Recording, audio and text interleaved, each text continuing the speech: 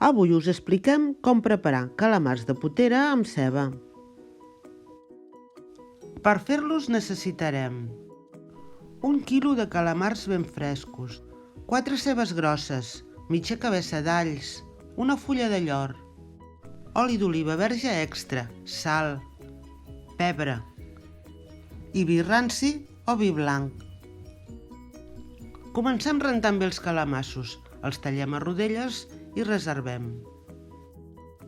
Tallem la ceba a làmines, no cal que siguin molt primes. Posem una cassola al foc amb oli i saltem el calamar.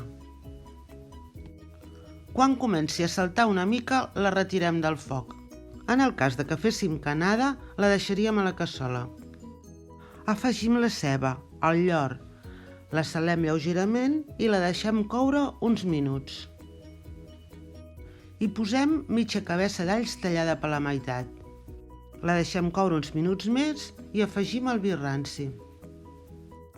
Remenem, incorporem el calamar, una mica de sal, tapem i ho deixem coure a foc lent uns 30 minuts. Passat el temps, si cal, rectifiquem de sal. Apaguem el foc, deixem reposar uns minuts i servim.